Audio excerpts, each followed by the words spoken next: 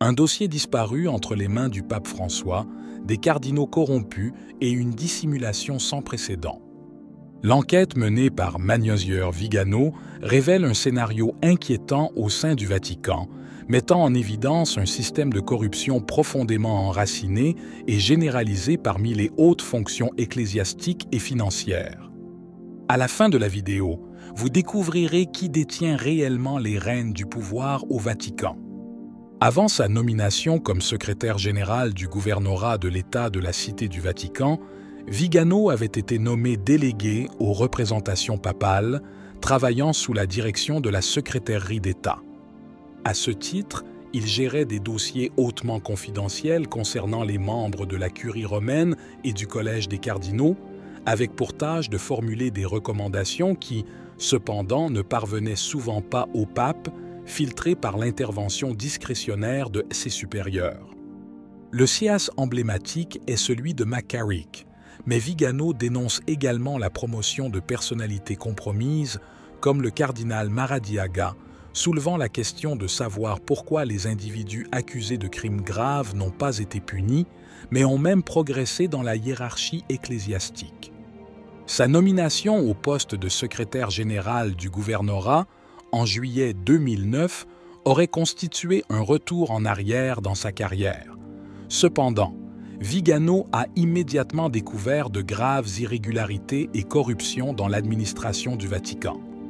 Il a dénoncé l'existence d'une commission financière composée de banquiers italiens qui a agi illégalement en spéculant sur les investissements du Vatican, avec également des contrats signés avec BlackRock, un géant financier mondial. Malgré ses dénonciations et ses efforts pour restaurer le budget du Vatican, Vigano a été licencié, se retrouvant aux prises avec un réseau de complicité enraciné entre clergé et laïcs. L'affaire de corruption la plus significative concerne la restauration de la colonnade du Bernin et des fontaines de la place Saint-Pierre, un projet évalué à 115 millions d'euros. Vigano a dénoncé la manipulation du contrat et l'implication de personnalités comme Madazaguer Nicolini, qui a reçu des paiements directs des entreprises impliquées dans la restauration. Malgré ses actions visant à mettre fin à de tels abus, il a été démis de ses fonctions, permettant ainsi aux responsables de poursuivre leurs activités en toute tranquillité. Vigano a également souligné le lien entre le pouvoir ecclésiastique et la franc-maçonnerie, avec des personnalités clés agissant dans l'ombre, comme le cardinal Silvestrini, proche de la mafia de San Gallo, et des intérêts de la franc-maçonnerie italienne. Son retrait du gouvernorat s'est accompagné d'une campagne de diffamation orchestrée par de puissants alliés au sein du Vatican, consolidant le contrôle de ses et ses personnalités sur les mécanismes de prise de décision. Vigano a continué à dénoncer la corruption au sein du Vatican, détaillant un autre CA de mauvaise gestion financière lié au magasin des musées du Vatican. Le contrat pour la construction de CES Magasins avait été attribué à l'Opera Laboratori Fiorentini, une opération de plusieurs millions d'euros qui offrait à Madazaguer Nicolini un gain personnel considérable sous la table. Cette situation, selon Vigano, faisait partie d'un système de corruption plus vaste impliquant de hauts responsables de l'Église, notamment des membres du soi-disant « lobby gay » du Vatican, également connu sous le nom de « mafia de la lavande ». La destitution de Vigano du gouvernorat s'est produite après une campagne diffamatoire orchestrée par Nicolini et Marco Simeon, un puissant franc-maçon et ancien secrétaire du ministre des Biens culturels, ainsi qu'un protégé du secrétaire d'État Bertone. Simeon était également un homosexuel notoire, proche des milieux vaticans et impliqué dans des affaires douteuses liées à la télévision d'État italienne, la RAI. Malgré le travail de Vigano pour dénoncer ces scandales, son équipe de collaborateurs a été dissoute et les protagonistes de la corruption ont conservé leur position. Nicolini, par exemple, a été promu directeur des villas pontificales de Castel Gandolfo, poste qui lui a permis de gérer une propriété beaucoup plus grande que l'État de la Cité du Vatican. Cette position, ainsi que ses liens avec le cardinal Bertone, lui accordaient une protection, lui permettant de poursuivre ses activités illicites sans entrave.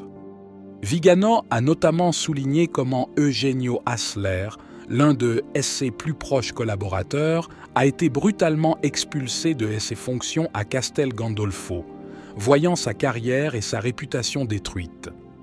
Dans le contexte de ce réseau de corruption et de complicité, Vigano a également évoqué le rôle croissant des projets verts, promus par le Vatican en collaboration avec le Forum économique mondial de Davos.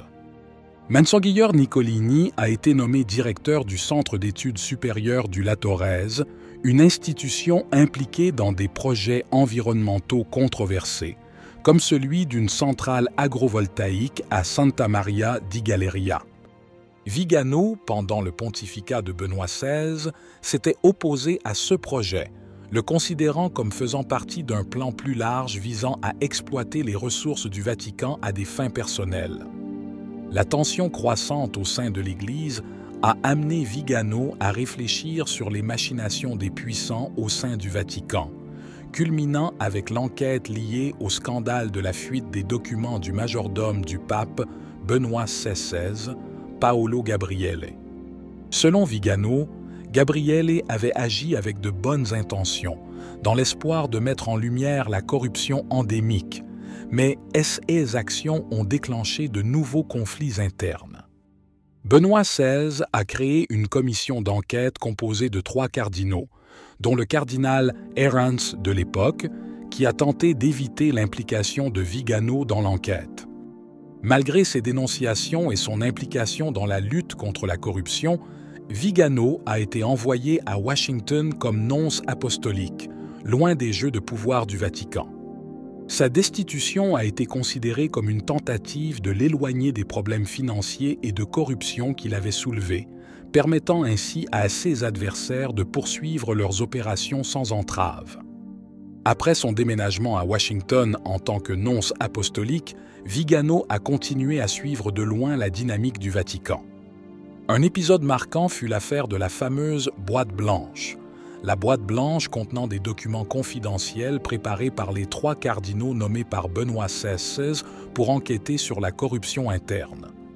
Selon Vigano, cette boîte contenait des preuves cruciales de et plaintes et d'autres irrégularités.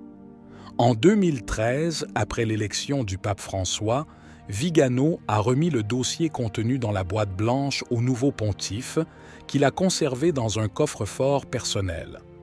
Cependant, plutôt que d'agir contre les responsables de la corruption, le pape François semblait plus intéressé à contrôler et à faire chanter les coupables, protégeant ainsi des personnalités telles que Monsignor Nicolini.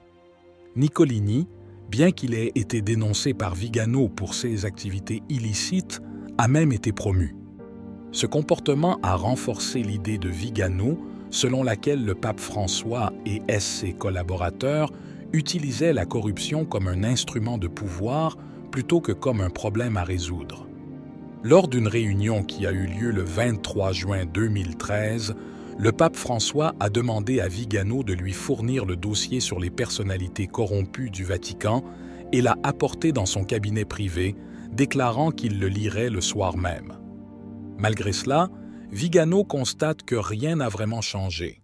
Des personnalités clés de la corruption sont restées à leur poste ou ont même été promues, confirmant les soupçons selon lesquels les nouveaux dirigeants du Vatican auraient décidé de maintenir le statu quo pour exploiter la corruption à leur avantage.